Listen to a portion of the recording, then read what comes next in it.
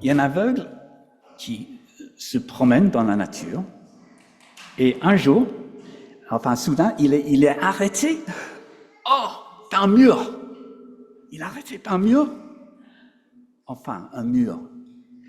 Quand il a récupéré, il se rend compte que ce n'est pas un mur, ça bouge.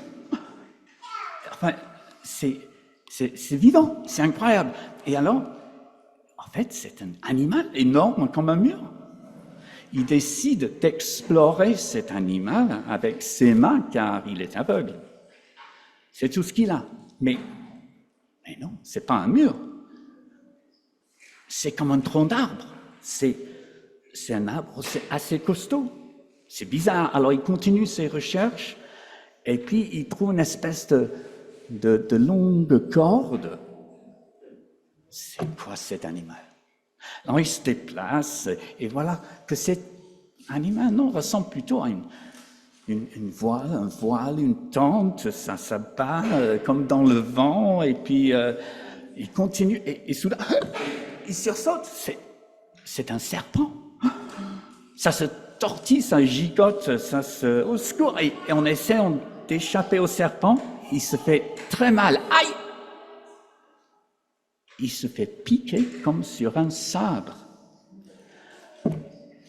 Notre aveugle est complètement mystifié. Qu'est-ce que ça peut bien être cet animal qui ressemble à toutes ces choses-là et du coup à rien qu'il ne peut imaginer? Voilà, c'est ça l'animal. Excusez-moi. Imaginez que vous n'aviez jamais entendu parler d'un éléphant. Et vous n'aviez jamais vu une image, une photo, quoi que ce soit, et on essaie de vous expliquer comme ça. Alors, en parlant de toutes ces choses-là, quand vous étiez petite, c'était comment pour toi, Dieu? Quelqu'un de très grand, de très fort, quelqu'un qui pouvait tout faire, quelqu'un qui voyait tout ce que vous faisiez, qui connaissait tout de toi, quelqu'un de très gentil, qui pardonnait tout ce que vous faisiez, une sorte de super parent très sévère qui vous disait tout ce qu'il fallait faire et pas faire surtout, quelqu'un de lointain, de vague, perdu au-dessus de toi, dans l'espace et dans les étoiles. Bref, en grandissant, vous avez fait d'autres rencontres, vous avez encore réfléchi, vous êtes passé d'une idée à l'autre. Dieu, la loi, exigeant, qui me juge, Dieu pardon, le grand frère consolateur, Dieu mystère, inconnaissable, insaisissable. Et donc, parfois, c'est la vie qui nous fait découvrir Dieu autrement. On a une épreuve, une maladie, et Dieu devient une force, un soutien, quelqu'un de proche, de très fort, ou au contraire, dans la bousculade du quotidien, les problèmes du travail, de famille, tout ça, ça fait que Dieu semble très distant. Alors, qui est Dieu? C'est déroutant. Les gens ont des conceptions si différentes. Pourquoi telle idée de Dieu serait plus juste qu'une autre? Dieu ne serait-il pas simplement le reflet de mon expérience? Alors il faut retourner à la source, la Bible, il faut lire comment Dieu s'est révélé aux hommes et aux femmes de la Bible. Pour David, qui a écrit les psaumes, pour Salomon dans les proverbes, voici un maître, une sagesse, une connaissance pour comprendre la vie et le monde. Qui est-ce qui veut lire? Quelqu'un peut lire ces deux versets? La loi du Seigneur est parfaite. Elle donne la vie. Les ordres du Seigneur sont clairs. Il donne la sagesse aux ignorants. Il y a encore quelqu'un? Le respect du Seigneur est le commencement de la sagesse. Connaître Dieu, c'est la vraie intelligence. Par contre, pour Abraham, Dieu était tout proche. Abraham discutait avec lui. Et de même, on disait de Moïse qu'il connaissait Dieu face à face. Oui, déjà dans la première partie de la Bible, dans l'Ancien Testament, on découvre l'amour de Dieu. On peut passer. Encore quelqu'un, s'il vous plaît? Je ne vais pas pécher un grand. Le Seigneur connaissait mon nez sans sa face. Le Seigneur aime avec tendresse ceux qui le respectent. Et pour Job, ça c'était quelqu'un pour qui tout allait bien, tout. Puis il y a eu dans sa vie catastrophe sur catastrophe. Il ne comprenait rien de ce qui lui est arrivé.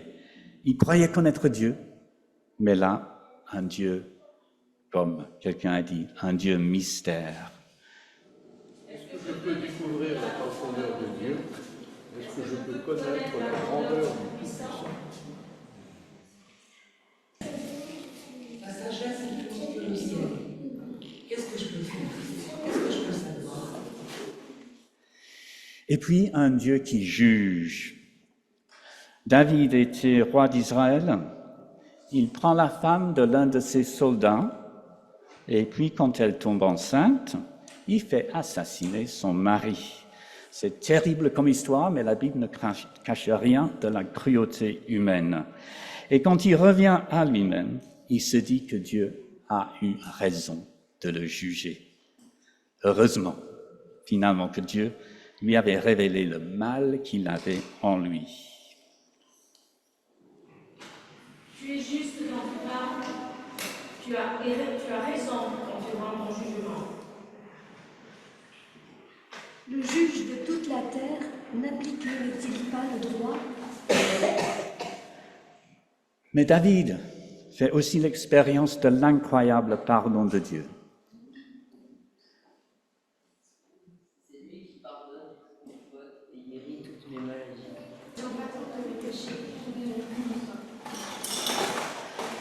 Et puis tout au long de ces histoires d'hommes et de femmes, un Dieu puissant. Il intervient dans ce monde, dans la vie des gens. Il aide, il guérit, il donne sens, il échange. C'est un grand et puissant Dieu, toujours actif.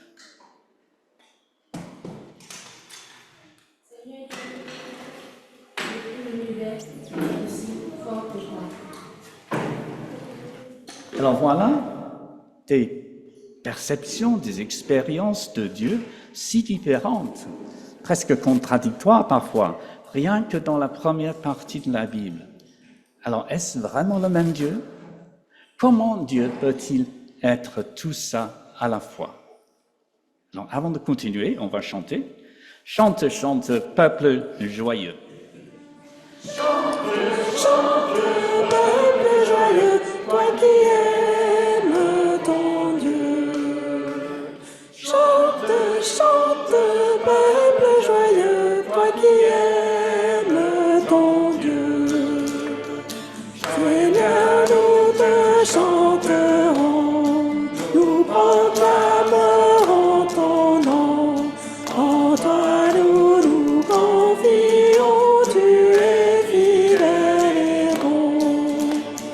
En toi nous nous confions, tu es fidèle et bon.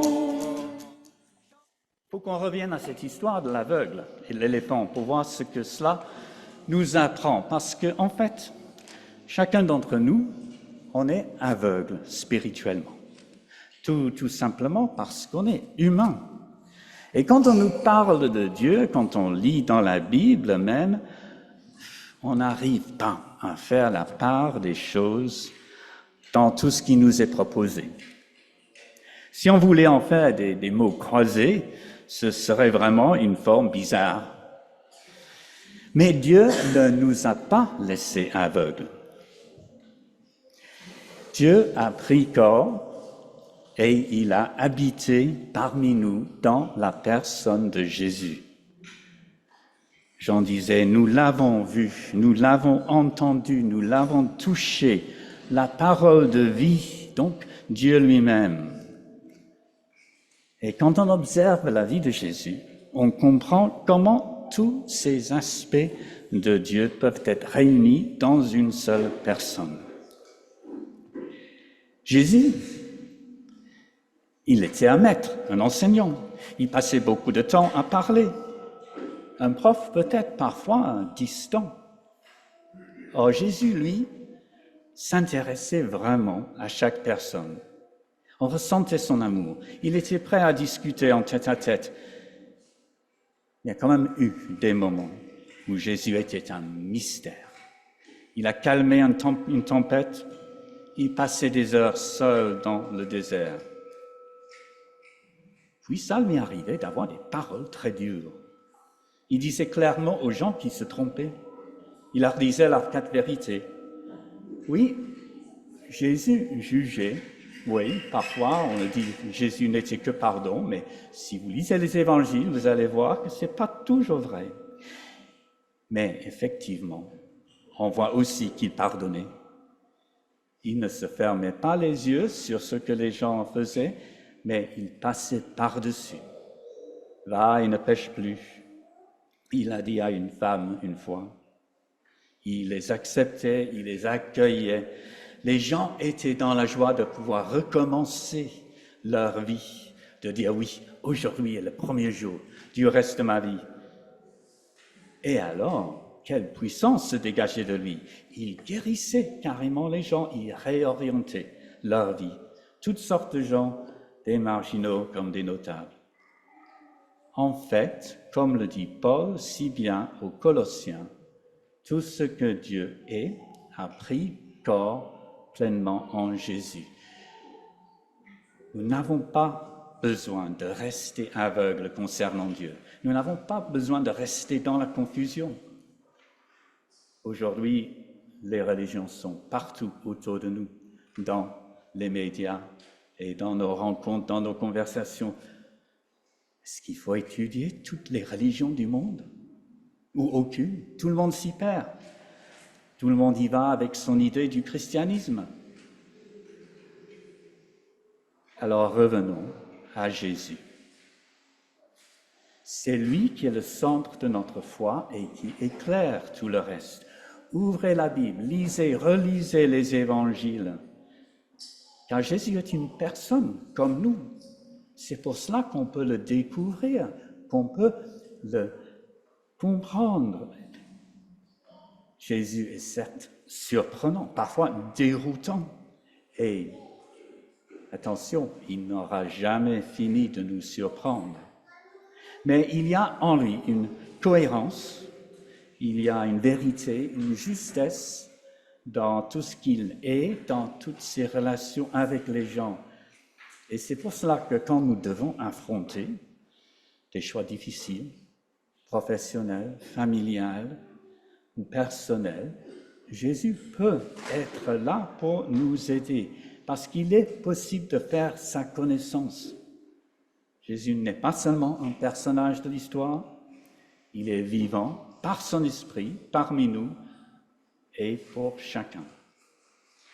On peut faire une expérience de Dieu par Jésus et ainsi à commencer à réconcilier toutes nos idées sur Dieu, parce qu'il est le même Dieu, un seul Dieu, là pour nous, quel que soit notre besoin du moment, notre expérience de la vie et nos questions sur le sens de ce monde. Amen.